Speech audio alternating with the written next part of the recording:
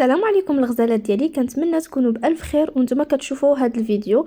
مرحبا بكم في وصفه جديده. كنقدم لكم حلوه ديال الحامض كتجي اكثر من رائعه. حلوه كتجي هشيشه بمكونات بسيطه وفي نفس الوقت كيكون مذاق ديال الحامض فيها زوين. في المقادير كنحتاجو كاس ديال الزبده مذوبه، كاس ديال سنيده، كاس ديال النشا، جوج بيضات، خماره وحده حمراء، جوج قشرات ديال الحامضات محكوكين، والطحين حسب الخليط. وللتزيين كنحتاجو عصير ديال الحامض والسكر كلاصي.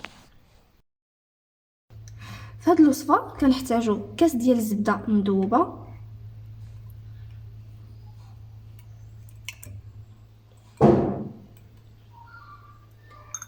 كنحتاجو كاس ديال سنيده العبار بكاس ديال العنبه،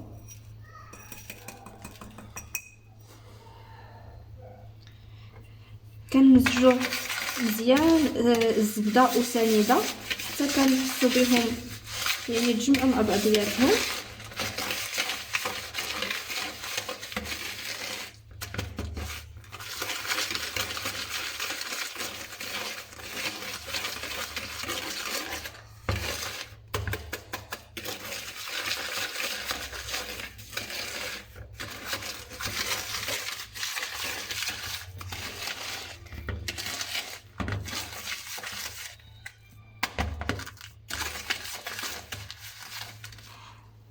انا غادي نكمل هنايا بيديا. غادي نحتاجو بيضه،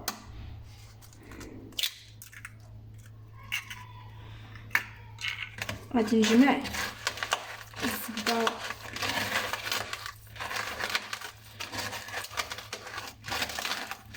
غنخلطوها مع ديك البيضه مزيان.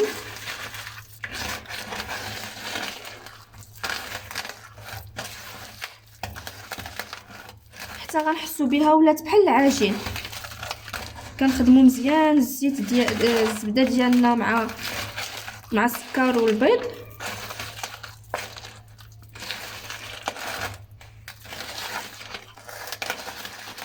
البيضه ديالنا الثانيه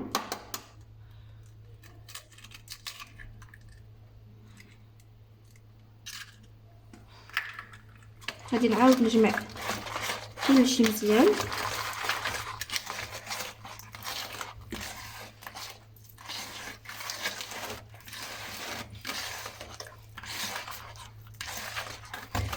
صراحه هاد الحلوه كتجي اكثر من رائعه، كتجي زوينه ولذيذه بزاف كاع.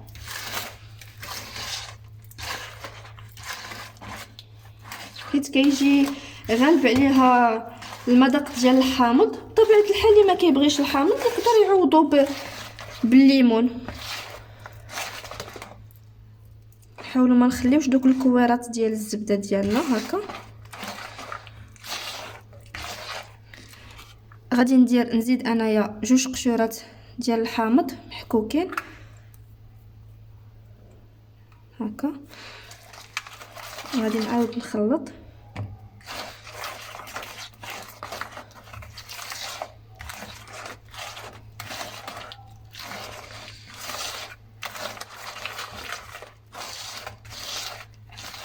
كيجي الخليط على هذا الشكل خفيف. كنضيف كاس ديال النشا كتعطي واحد الكاطو، كتعطيه واحد كيتهشو مزيان. غنزيد خماره حمراء، كلشي كنزيدو فقه. والطحين بطبيعه الحال كيبقى على حسب الخليط. انا غادي ندير وغادي نشوف شحال.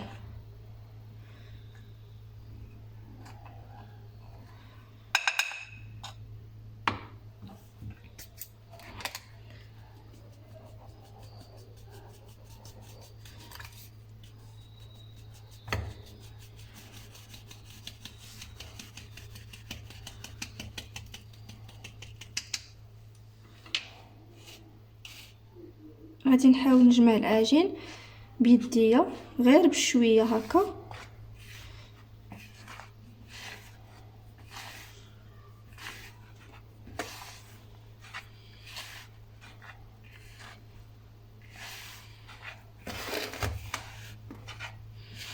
كندخلو داك الطحين مزيان في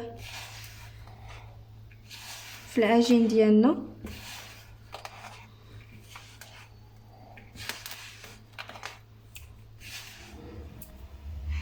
من بعد ما جمعنا العجين ديالنا كيكون على هذا الشكل، كناخذوا كويرات كل وحده وشحال على حسب الحجم اللي بغات دير،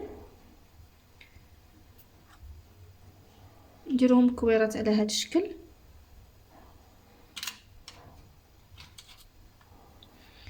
وغنستفهم في اللاطه. من بعد ما كنكونوا سخنا الفران مزيان كنحطوهم في الفران وكنقصوا عليهم البوطه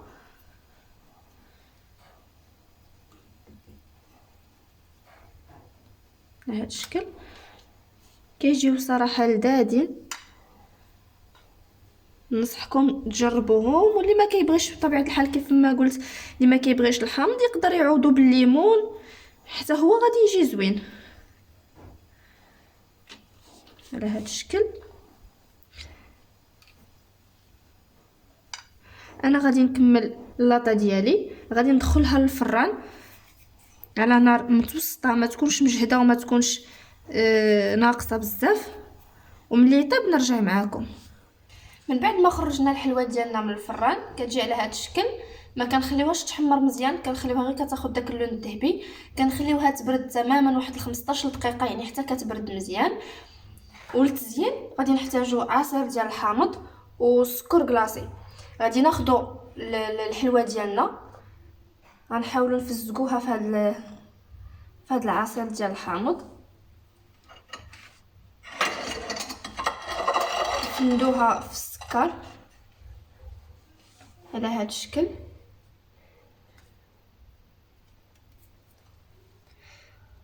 كتجينا على هذا الشكل وكنحطوها، كنخليوها تشرب مزيان داك السكر، وكنعاودوا نفندوها مره ثانيه باش كيبقى باين فيها.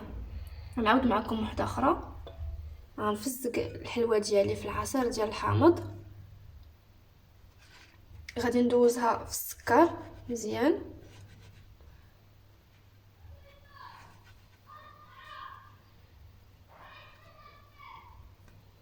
بحال هذا الشكل.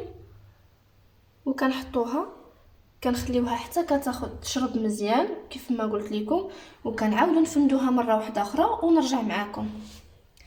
من بعد ما سالينا الحلوه ديالنا كنقدموها على هذا الشكل، كتجي اكثر من رائعه، كتجي هشيشه وزوينه.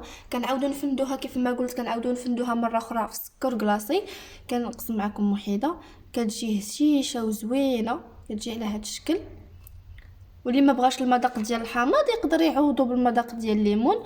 وكنتمنى تنال الاعجاب ديالكم، وشكرا لكم مره اخرى.